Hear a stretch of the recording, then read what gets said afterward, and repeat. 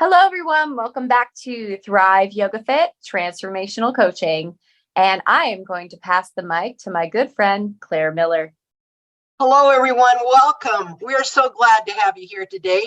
And today I have invited one of my dearest friends, who I dearly love, to join us, Kris Ewert from Fillmore, Utah. Kris has been a mentor and a teacher and a friend and a sister, and I dearly love her. She has changed my life in so many ways in learning how to take care of my health. Kris started out at her mother's knee, learning different things. And Kris, what we'd like you to begin with today, if you'll share with us, is your healing journey. I want to hear about the mushrooms your mom made, and I want to hear about the different things and what you've discovered in your healing journey. Okay, so where do you want me to start, sweetie? Right at the beginning. Okay, I was born August 26, 1946. That far back enough? Okay. And I was lucky enough to have two parents that were really mindful of health and nutrition. My father was a dentist, mom was a nurse. And dad could see the damage in people's mouths from inadequate or improper nutrition and crappy eating habits. So he was always preaching at us, I'll tell you. No sugar. We thought we were the most deprived, abused children on the planet. We got to have apples instead of candy bars. And that was back in the day when the food wasn't as crappy as it is now. So anyway, yeah, my parents were awesome. And then my aunt Aline was a health and nutrition person along with my mother. And she brought a kombucha start. Back in the day, we called it mushroom tea. And it was also called Kargasic tea. So when I was just like 12, I guess, Mom started brewing kombucha for us. And she didn't want to use black tea because the LDS have a word of wisdom thing with black tea. So she did peppermint tea. And it grew like crazy. We loved that stuff. So we drank, and I gave that to my kids when they were little. Then got busy and went to school to become a teacher. And you know what busy does to you, right? Runs you down. It messes with you. I had a friend tell me busy is an acronym. You never use busy because it means burden under Satan's yoke.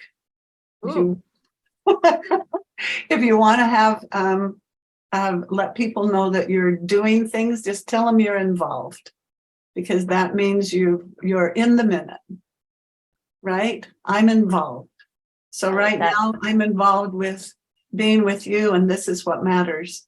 But when you're busy, I have learned that you have a bunch of other stuff in the back of your mind, and you can't be as present as you maybe should be, especially when you're with children and friends and stuff. So we just get involved. Kind of cool terminology for me. I learned a lot from that one.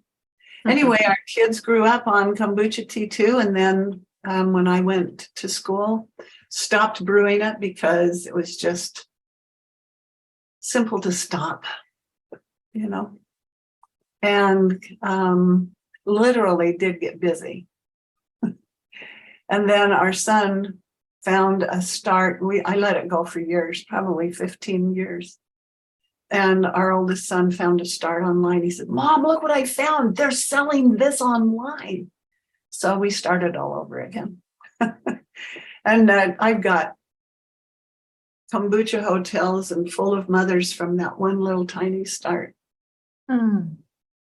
Anyway, I love kombucha. Home brewed. I'm not a big fan of the store stuff. What's the difference with the store stuff versus just for our audience? Well, Erin, with what you do, You do energy work, right? And I do. meditation and what do Energy you, work, meditation, life coaching, yoga therapy type stuff, some energetics. yeah. And so when you're creating at home, you have home energy, Mm. right? And you can put into that thing that you're creating, whatever it is, whether it's your fermented foods or your dinner or whatever, that mindfulness. And sometimes I think things that are intended to be healthy for us are not maybe as mindfully created as we can do it for ourselves. Does that make sense? Absolutely. So I think it feels like, and one of the epiphanies I had at one of the classes I was teaching was your kitchen is your creation, right? It's where you begin. The whole journey of your life essence begins with what you feel and think and put into your system. The way you put it in, the way you create it. The gut biome becomes so vital. I never understood the gut biome until maybe 15, 20 years ago. And it wasn't a big thing back then. Now it's become quite the, your gut microbiology, the microorganisms in your system. And I love that you're drinking because, see us right here. Good job. This is my my kombucha and beet kvass mixed. Oh, wow. So- Okay. I was like, oh, she's drinking wine already. I was like, it's 5 o'clock somewhere. Like, let's party. Let's have a party with kombucha and beet lacto fermented juice. There you go. So after we're done with this podcast, I'll probably have myself a little bite to eat, and that's my preliminary gut preparation. Oh, So that's beautiful. What a ceremony. I love what you said about mindful eating. And, there's a word in Sanskrit, when you put love into food and it adopts that energy, and then it's, much more healing to the person giving and receiving. It's prasad. And so what you said about kombucha, like making it at home with that home energy, and like, that you're putting loving energy, like I'm going to give this to my friends and my family and myself, like I want this to heal, and having that intention puts that frequency in there. So totally get that. And I think it's good for people to hear that, because I think we know, like, the intuition is there, but being around like-minded people, and or if you don't have access to that, listen to a podcast that has right, weirdos like us that get together as kitchen witches and discuss this stuff. I think it's good for people to hear, and they can't hear it enough. My witch is hanging on my tools over there. You see it? Oh, yes. That's my kitchen She is a witch. So your is it pronounced I've seen it before, kvass or just Voss? Voss, is it the K? Yeah. Voss. Yeah. So you have that like about an hour and a half or half hour before you eat something? Yeah, for sure. Yeah, And before I break my fast. And can you tell the listeners, like, what's happening when you prepare? Because that is so, like, ceremonial, because people don't prepare to eat. They shove it in their face and they're driving, like, right? So, like, the fact, like, it's so beautiful though to, like, bring it back to, I lived in Japan for a year, and one of the things I really loved about them is that there's such artful presentation. For example, with the tea ceremony, it brings us back to coming present. Life is a ceremony, especially like nurturing yourself. Nutrition is such a huge part. So I guess, could you explain a little bit about, like, what's happening in that process? Like, you're kicking back your drink in preparation for food, like what's happening on the inside that's going to help you maybe digest your food or absorb it better? Well, that's just such a good question. For me, it prepares my system. I can't tell you what's happening necessarily on the inside. scientifically, but I know energetically that my gut, my husband's gut, my children's gut the body is empty. And then you, with mindfulness, partake of stuff that has probiotics in it and nutrient in it, and thank the body and thank the gifts of God in these forms. Thank and bless your body to receive it, to receive with gratitude. We always do this. It's not always the time, but when most of the time now I'm a grandma and I don't have a house full of kids and I'm not running to work all the time. So it's more, I have more capacity to be mindful than when you were busy before and running and going. So I think it just sends a message to my entire system, particularly the vagus nerve, which connects directly to the brain. Yep. The body is in preparation for receiving the nutrients necessary to perform the tasks for the day. You know, be mindful that sometimes I think so sad that we hurry and the pineal gland that receives light gets blocked because we're not taking the mindful time, even if it's a few minutes, just a quick minute. I think that's why the preparation of the sitting down to a food and just thanking the good Lord for it creates a ceremony too, a ritual, but a meaningful ritual, in just saying there's gratitude in my soul for the things that have been gifted to me. We sadly, like I did, take for granted that we're always going to be us and that we can just throw any crap we want into the system and we can still go. Well, you can't put, water in the gas tank and expect it to go anywhere, right? So it's the motorized system of this gift. Right? Yeah. This gift that you have and everybody has. And we oftentimes don't treat our systems as gifts. Yeah. Yeah. The idea of prayer before eating, was something that, maybe a while back was very commonplace. And I think that now it's really not, I mean, at least in American culture, from what I can see, it's not as prevalent. Though I grew up, my stepfather was Muslim, and he would always pray and he would fast for Ramadan and these things. And it was funny because my mother was Christian and she converted for 2 days and she's like, I don't want to wear this anymore. He's like, okay, that's just I guess that's very rare. I didn't realize that, but my mom was very she wanted to do things the way she wanted to do them.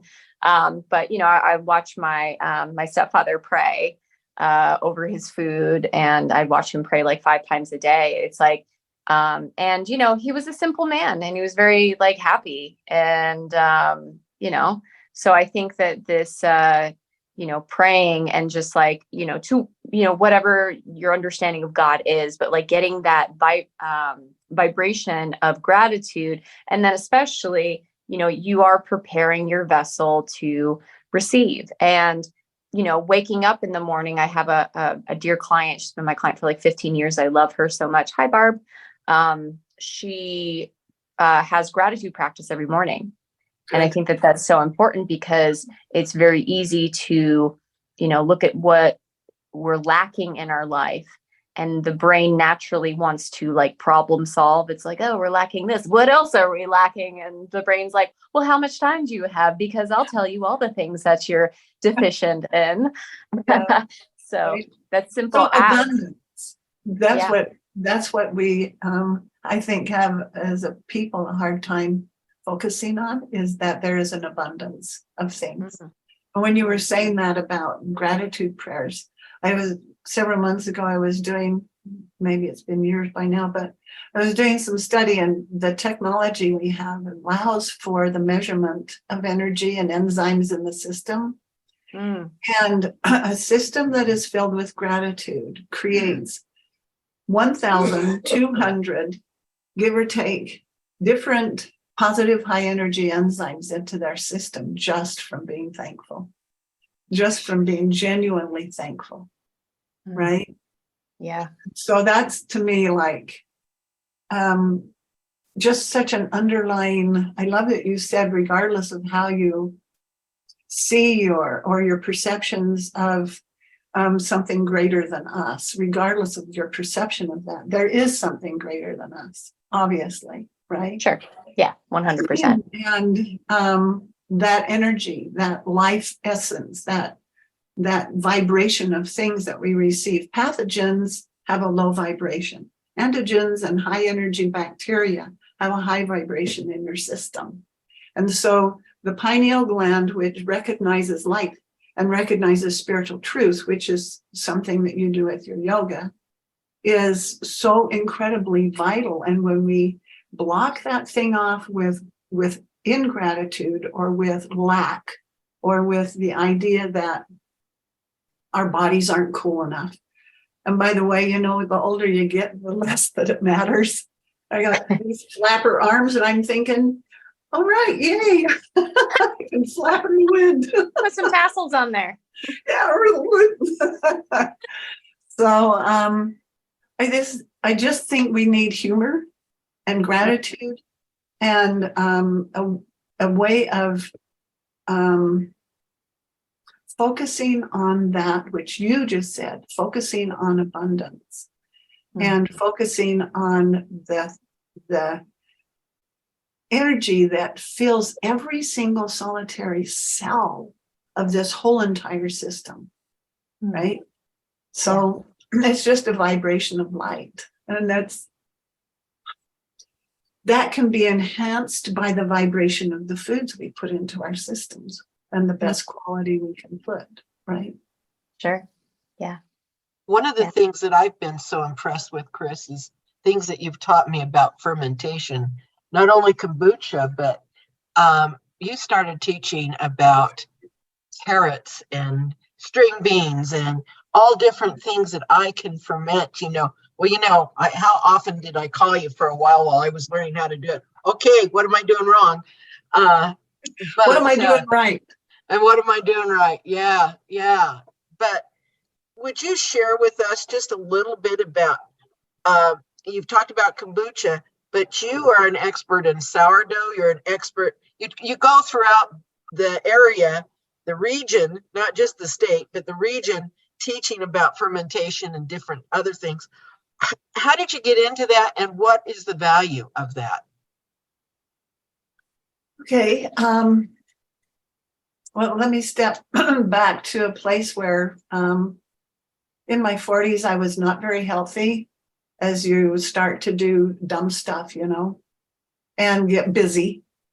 And by the time I was from 40 to 48, I had thyroid problems. And so I'd been taking thyroid medication without being very mindful of anything, right?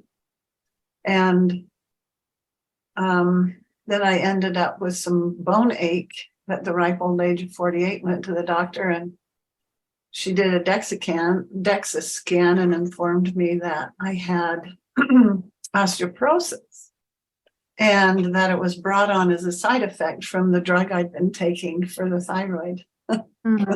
Wow. Yeah, right. And so that's when I walked out of the doctor's office and was just like, I'm changing. I have to change. As long as I'm alive, I want to be able to live. I don't want to be screwed up. And I want my body to last as long as my spirit does. So anyway, Wonderful. I went home and I really did some prayer. At that point in time was like, okay, Heavenly Father, I'm not a big fan of being an invalid, and I'm not a fan of having a crippled body. And so please guide me and help me find the right way, right? And the first book that came to me at that point in time, because I hadn't done anything with lacto fermentation yet, was a book called Eat Right for Your Type. Have you heard of it? Yeah. Yeah. Yeah. For your blood type, right? Yeah, Eat Right for Your Blood Type. And that's by Peter J.D. Damo.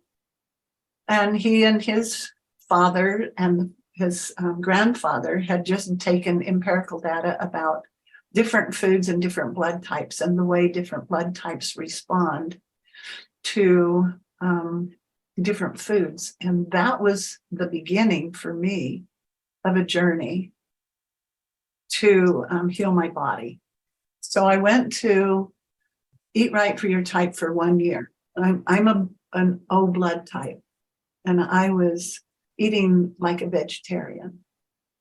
And I was not happy when I found out I was O and that I was supposed to be eating meat because, oh, I'm not a fan of meat so much. Now I am, but I wasn't then. So that was the first step. And then I read a wonderful book called The Maker's Diet. Have you ever heard of that one? No. Yeah. No. It was written by Jordan Rubin. And he was a fellow that had been diagnosed early on with a terrible type of Crohn's disease. And his process of healing. And he went to the biblical diet, to the Maker's Diet. That's why it's called the Maker's Diet, and healed himself. He went from a kid that was literally dying to a robust and healthy young man. So I read that and put those combinations together, and he had talked a little bit about the bacteria and enzymes in the system and all the microorganisms, and which Eat Right for Your Type doesn't address necessarily. So those were the two. And I did, like I said, Eat Right for Your Type for 1 year without deviation. Without deviation. No sugar, no bread, no starchy stuff of any kind, no refined foods of any kind. Just whole, beautiful green salads and proteins. Went back to the doctor. I threw the medications away. Don't recommend that. You probably ought to like wean yourself off a little bit, but I'm not that kind of person. I was like, okay, I'm done. And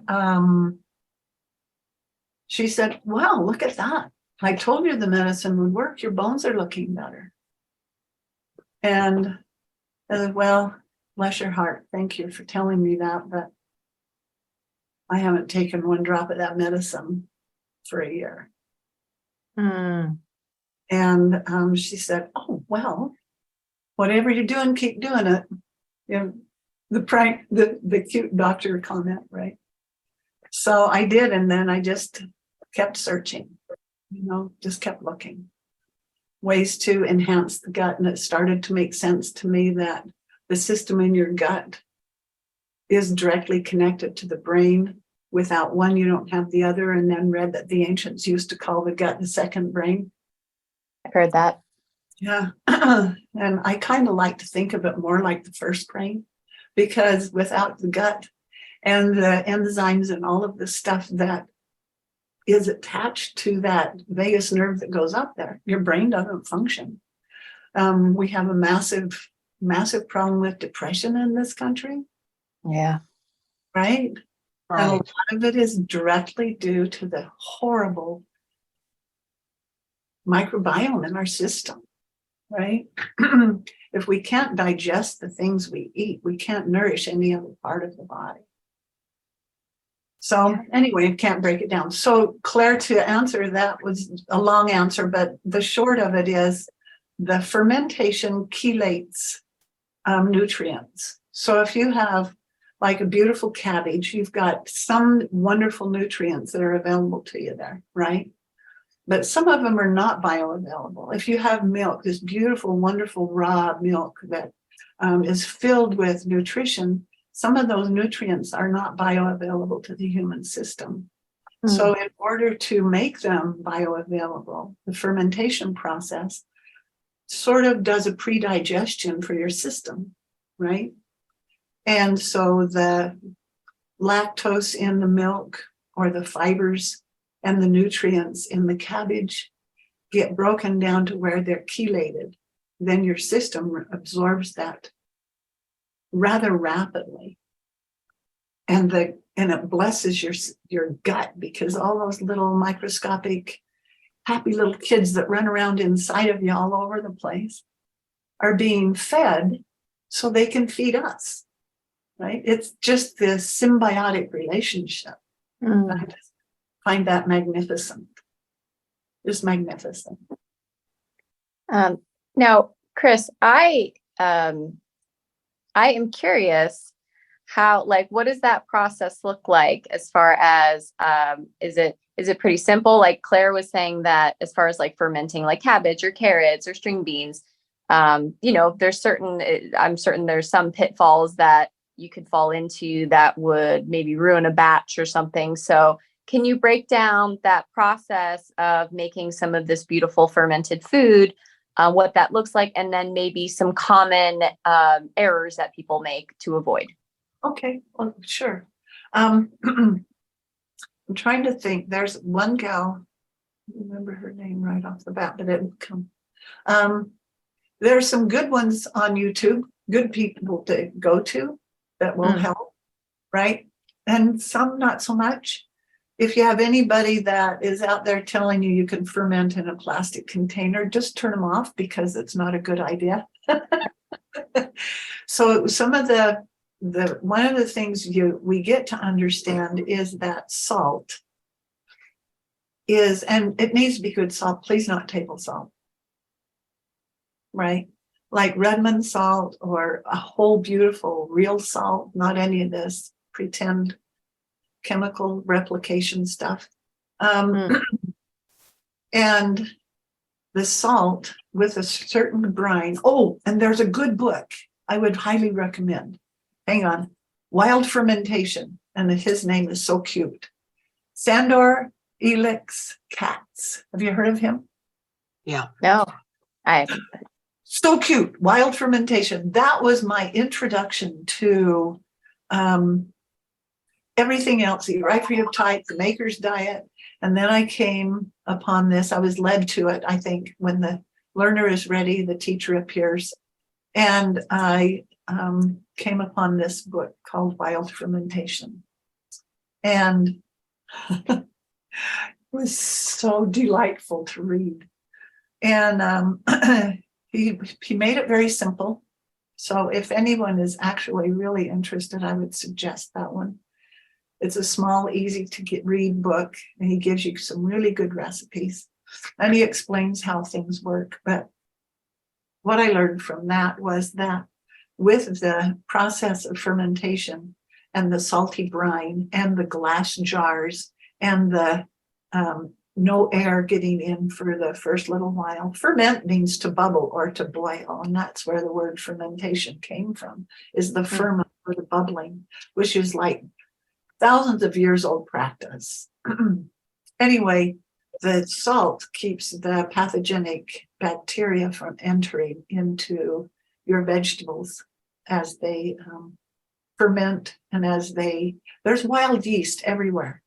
Did you know that? There is literally, the air is filled with all kinds of microorganisms, wild yeast, all kinds of stuff for our benefit. It's just there for free. All we have to do is invite it into our environment.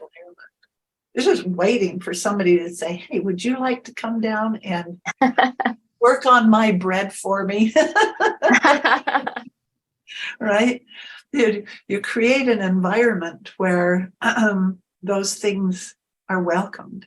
I think when we started pasteurizing things, then the health of the system really went south in a hurry. So it is a natural process. And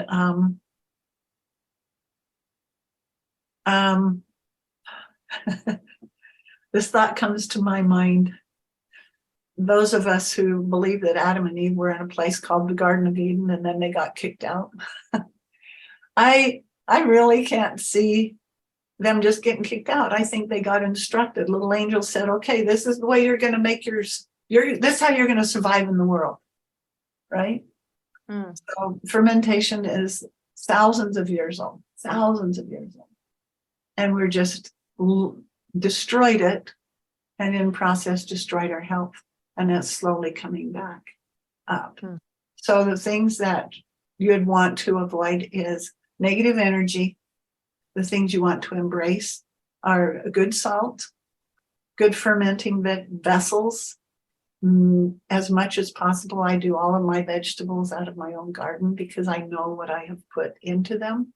Not everybody gets to have that privilege that they can grow a garden, but then look for organic things or farmers market, someplace where you can know what, or at least you can hope you know, and then you bless it. You just give it the best energy you possibly can, right? Yeah. And there's the simplest things is just there's a simple brine that you can dissolve and I think that brine is like 2 quarts of water and 6 tablespoons of salt.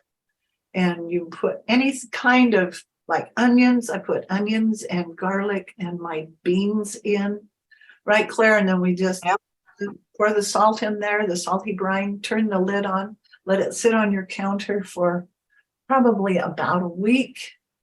Well, and during that week, the fermenting process is occurring, and you'll see all those happy little bubbles come up. And they're breaking down the fiber, but not all of the fiber. They're just the microorganisms are turning that into seasonal preparation long before there was bottling and cooking and sterilizing and killing every ounce of nutrient. There was fermentation. So same with bread. You have a grain that is this beautiful, wonderful, nutrient-dense grain that the powers that be put a little tiny chemical on the outside of it called phytic acid to protect that beautiful grain from going bad, right? It can last for years and years and years and years and hundreds of years like that, unless it gets water on it, and then the outside of that phytic acid, then it'll mold. But as long as it's dry, it'll last for 100 years, 200 years, who knows, right? They just found several years ago kamut, which is the brand name, but it's Khorasan grain out of an Egyptian pyramid, and brought that home. And now we have Khorasan grain as one of the most ancient, least hybridized grains in the world that we know of. So anyway, that process of fermenting is a gift. That's all. And we just get to learn how to invite the gift into our homes. And not everything is fermented, right? Because you need the prebiotic and you need the probiotic. And there's a lot of people that want to break this down into some finite checklist system, but everybody's body is different. So everybody's experience with fermentation will be different. And what each individual's gut needs is going to be a little different than somebody else's. But everybody's gut has a microbiome. Now, does the fermentation helps to nurture or develop the microbiome inside of? Absolutely. That's the whole point, right? Yeah. You get to have this marvelous digestive system. And sometimes I think I did get in such a hurry, and I just go by flavor and taste, and I have 6 inches of heaven and then 30 feet of hell, because whatever you toss into your system tastes good here, but doesn't work anywhere else in the whole entire body, right? Right. So is there? And did I answer your question? Yes. I had a follow-up question. For someone who is interested in building up their microbiome, is there a particular, fermentation vegetable medley or selection that is best? Like, for example, string beans have a different nutritional profile than an onion, than a garlic, than carrot. Right. Cabbage, I think, is probably the superfood. The superfood. All right. Oh, Really? that's what I would have said too, is making sauerkraut. Yeah. Now, purple or green or Napa. All of the above. Yeah, all of them. Purple has higher phytonutrients in it. Mm-hmm. So, and kimchi is fantastic. If you can find somebody who, our son in California has this place, a Korean place where he goes and gets naturally, and it has to be naturally fermented. You buy sauerkraut in a can or in a bottle that's been processed, it's dead. It is just, right? There's no point in them. If you don't have time to create your own, you can go to like the chill department, the cooler department in the store. And sometimes you'll see like Bubba's or other lacto-fermented cabbages in there. Yeah. That's the second option. That's better than not doing it at all. Right. Right. Yeah. I've had, like my past history I've talked about on this podcast. I was bulimic for 12 years, which I struggled with that. And I've been healing from that, and it's like such a huge journey of healing the gut, right? And then body image and all this stuff. And I'm like more at peace than I ever have been. I love my body and I respect it as much as, but hearing this is very inspiring for me because, for me and of course for our listeners, I'm in a place where, and Claire is also learning about Ayurveda and just different ways to eat and heal yourself that, there's a universal truths have the simplicity to them. And like you said, this is a practice that has been alive for thousands of years at helping people to heal. And, pasteurization has just got people's health taking a dive and they don't know this information. So, the process of reintroducing this stuff for the gut, I'm very intrigued and inspired by what you have shared today. Thank you. Let me tell you, I would say there's one caution, and that is to go totally gung-ho can cause a little bit of cleansing kickback, when you clean your body too quickly, right? Yeah, sure. The Herx response. Yeah, right.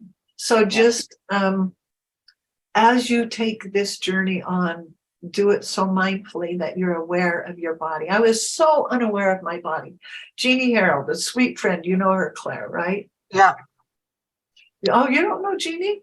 No, I do. I do know Jeannie. Okay. She was the first person who said to me, she's a zone balance therapist. She was the first person who said to me, listen to your body. And I bursted out laughing. I was so disconnected from my system. I'm like, what? Your body doesn't talk to you, right? And by golly, it actually does. It actually tells you, right? So if we pay attention to the system, there's trillions of little tiny intelligences floating around in here just waiting to work in harmony with you. All we have to do is give it the opportunity to work with us, right? And we do that with the way we think, with this beautiful third eye, with the chakras in our system, and with taking just a few minutes to breathe and to embrace and to see the miracle of what we are. Right? That's beautiful. Now, Kris, how can people find you? Do you want them to find you? Do you have any courses or any online availability or I don't. I just and I can only find you here. I have an exclusive interview. I appreciate Claire so much because she's just been such a beautiful cheerleader, right? And my whole hope with all of the processes is that it will resonate with whom it resonates. And then their journey will be an individual, precious journey, a mindful journey. The same way when I learned yoga from my niece, that also opened up a whole new perspective of the way the soul and the energy and the little systems within us. We are universes within us, right? And the way those things work and the way you're thinking has such a profound effect on everything else, on everything. Absolutely. Right? So it profoundly affects your food. So I was saying that once to a gal, and she said, oh, so I can take my Snickers and my Dr. Pepper and eat them in a happy way, and I'll be fine. Probably be better if you were better than shaming yourself and like scarfing it down and not being mindful. In Ayurveda, it's like how you eat and how you digest versus, it's less about what you eat, though obviously there's some. So what you said just right there, Erin, is when you are in that mindful place, the last thing on earth that you would do is damage your system. You would not ever intentionally poison your system, but you have to be in this mind place, right? Yeah. So well, just tell me how it works for you, okay, buddy? That's what people want, but it's like the smallest, softest voice carries the greatest answer. And, we talked in our last interview, Claire and I, about intuition and how people, our guest Danielle was talking about how you develop that intuition. And it's a process. Like you said, in your 40s, you were disconnected from yourself and, you had an awakening of sorts. It's like, well, this isn't working. I really need to change. And, and so it sounds like you really grabbed the reins and did that. And, sharing this beautiful information with our audience today. We're so grateful for your presence, for what you stand for, getting to know your character, and then also getting to know some technique and books. So any last questions or comments, Claire? I love you, Kris. You're awesome. Thank you so much. This is my virtual hug. Oh, okay. I did have one other comment that I wrote down. I wrote for you here, if I can find it real fast. Oh yeah, I wanted to share this with you. I thought this was so cool. So our son has been having some real health issues, and he called and said, Mom, what do I do? And he drinks coffee like a crazy guy. Anyway, I made some suggestions, and bless his heart, he took hold of them. But he's a science guy, so he likes all of the science behind. And as I was just prior, so I love the energy just kind of sends you stuff when you need it. There's an outlet called News Medical. And there is a study done about fermented vegetable consumption and low mortality rates from some of the last global issues that we have had, right? And there is a direct correlation to the consumption of fermented vegetables and the low mortality rate in those countries with that ecological, cultural, their culture is fermented foods and fermented vegetables and fermented milk, fermented meats, and all those things that the microorganisms break down to make our bodies more capable of consuming the nutrient or utilizing the nutrient. Anyway, I thought that was cool. It was a 2022 study that was done. So of all the things, every once in a while I go, oh yeah. That validates. Like validating, right? Yeah, that validates. Yeah. So keep in mind that everybody is different, but nobody gets along well without a good, healthy gut microbiome. Nobody.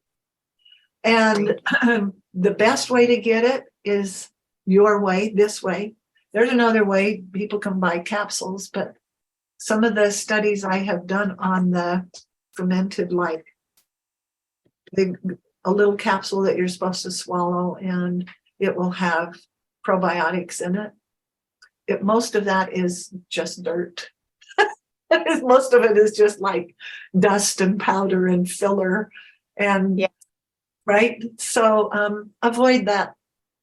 Just saying. Oh, well, now we know how to do it thanks to you. And now we have plenty of resources. So, Well, hopefully there would be a few people that will at least consider, right? At least consider starting that healing process. well, I've definitely been inspired today. And I was like, maybe I can get Instacart to send me some organic cabbage. Girl. Yeah. Make it Donna fit my lifestyle, you know? Donna Schwank is the name on Facebook. Donna Schwank, I think it's SCHWANK. She does some really good podcasts out there. Facebook pages about doing cabbage and ways of doing fermentation. They're not the way I do it, but at least it's a way to start. Yeah, sure. Donna Swank. Okay. All right, Kris. It has been a pleasure having you on the podcast. Thank you so much for taking time to talk to us. And thank you so much. Well, bless your heart. Thank you. Appreciate it. Happy journey. I hope to see you again. Thanks so much, Kris. Beautiful smile, girl. Thank you. Take care. You too. Bye-bye. Thank you so much for listening. If you want to support the podcast and if it's helping you, please consider writing a review. You can go to iTunes or Google Play, go into the search bar and type in Thrive Yoga Fit Transformational Coaching, scroll down, and you can leave a review. This helps other people to find me as well as bumps us up in the search ratings. Also, this podcast is sponsor-free, so that means we don't receive anything for doing it. If you feel so inclined and this podcast is helping to support you and you want to return the favor and help to support any production costs of the podcast, feel free to give a donation to a Venmo link, Thrive Yoga Fit, or PayPal, Erin@erincoach.com. If you don't have the means, don't worry about it. We're not going anywhere. You're all good. But if you would like to give back, you can give back in those ways. Thank you so much. Namaste.